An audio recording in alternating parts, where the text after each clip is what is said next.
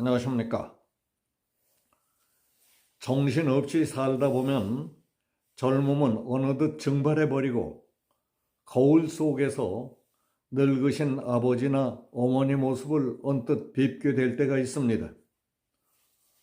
나는 지금 어떤 모습으로 늙어가고 있는가?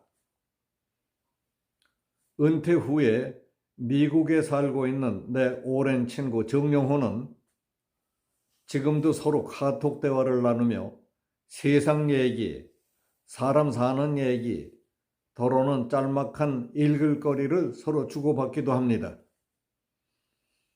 오늘은 그가 엄상익 변호사가 쓴 생활수필 하나를 보내와서 공감한 나머지 공유하기로 했습니다. 준비 없이 노년을 맞는 노인들을 보며 늙은 나는 어떤 모습으로 살까 하는 화두를 던진 글이었습니다. 사람들이 붐비는 지하철역 계단에 웅크리고 앉아서 지나가는 젊은 사람들에게 돈을 달라고 손을 내미는 노파를 봤습니다.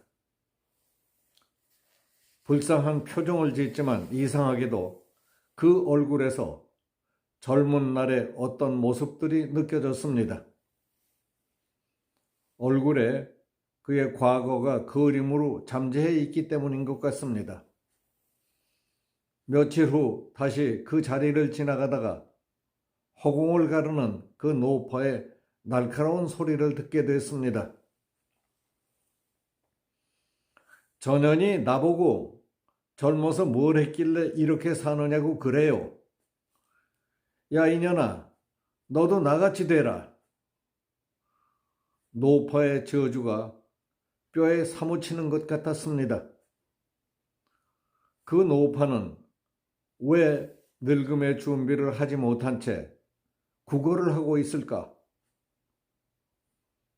젊어서 노후 준비를 못하고 인생의 절벽 밑바닥에 떨어진 노인들이 매우 많습니다.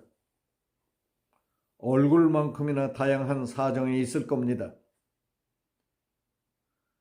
한때 인기 있던 가수가 내게 노숙자 합숙소에 있게 해달라고 부탁한 일이 있었습니다. 내가 그 시설을 후원하는 걸 알고 부탁한 겁니다. 왜 그렇게까지 됐을까? 나는 이해하기 힘들었습니다. 한때 대단한 인기를 누렸던 원로 가수 현인 씨가 이런 말을 하는 걸 들었습니다. 공연장을 꽉 채운 관객들이 앵콜을 요구하면서 나가지 않는 바람에 앵콜을 9번이나 부른 적도 있었어요. 부르는 노래마다 히트를 쳤었죠. 그렇지만 인기라는 건 허망한 겁디다. 세월이 가니까 곧 잊혀지고 말아요. 그래 미국으로 가서 식당을 했지만은 실패하고 아내와도 헤어졌습니다. 그리고 노인이 됐어요. 아무것도 남은 게 없습니다. 늙고 가난한 것만이 불행의 원인은 아닌 것 같습니다. 의과대학장을 한 저명한 70대 노의사에게서 이런 말을 들은 적이 있었습니다. 돈과 명예가 있다고 노후가 행복한가요? 그런 거 다 소용없어요. 하루라도 따뜻하게 살고 싶어요. 저는 가난한 의과대학생이었습니다. 부잣집 딸과 결혼했죠. 처가에서 작은 의원을 차려줬어요. 매일 번 돈을 아내에게 바쳤습니다. 아내도 의사였습니다. 저에게 밥 한 번 따뜻하게 해준 적이 없어요. 제 어머니가 아들을 찾아와도 역할이 식모였습니다. 혹독하게 춥던 겨울날이었어요. 집에 들어왔는데 어머니가 찬물로 며느리의 빨래를 하는 걸 봤어요. 가난이 죄였습니다.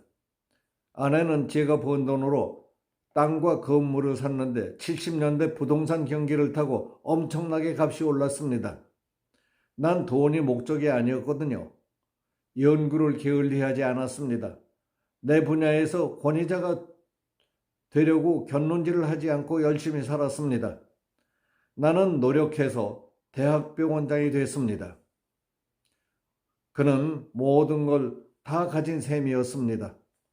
70대 노인이 된 그는 어느 날 모든 재산을 포기하고 가출을 했답니다. 병원장 자리도 그만두고 이혼 소송을 제기했습니다. 그는 내게 그 동기를 이렇게 말했습니다. 제가 어느 날 단골로 다니던 한 식당에서 있었던 일입니다. 수더분해 보이던 주인 여자가 생선뼈를 발라주고 국이 식을까봐 안절부절 못하는 걸 보면서 가슴이 울컥해지더군요. 그리고 따뜻해지는 걸 느꼈습니다. 그동안 산 건 산 게 아니었습니다. 그런 건 삶이라고 할 수 없지요. 그래서 집을 나와 작은 방을 하나 얻었습니다. 저녁이면 내 방으로 돌아와 빨래판에 팬티와 러닝셔츠를 놓고 빨래비누를 개서 문질렀어요. 노년에 비로소 평안을 찾은 것 같았습니다. 그를 보면서 노년 행복의 본질이 무엇인지 조금은 알았습니다. 아직 젊을 때 늦기 전에 노년의 삶을 미리 그려봐야 하지 않을까 하는 생각이 들었습니다. 나는 이렇게 나이 들고 싶다고 설계를 해보는 겁니다. 노년을 미리 준비하지 않은 삶은 자신만 힘든 게 아니라 주위 사람들과 사회까지도 피곤하고 불안하게 만듭니다. 내남 없이 젊음이 영원할 것이라고 착각들 합니다. 젊음이 어느 순간 증발해버리고 거울 속에서 자신의 늙은 아버지와 또는 어머니를 보는 게 삶의 현실입니다. 나는 나이 든다는 것은 무엇인가 수시로 음미해 봤습니다. 그건 비관만이 아니라 현재의 삶을 잘 살기 위한 방법이기도 했습니다.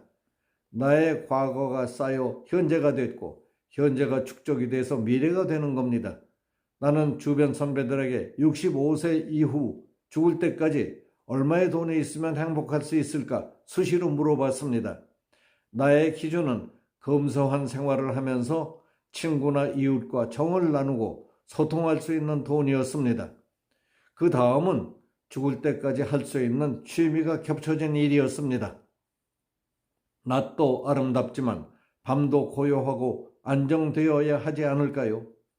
나는 곱게 나이 들어가고 싶습니다. 여기서 마치겠습니다.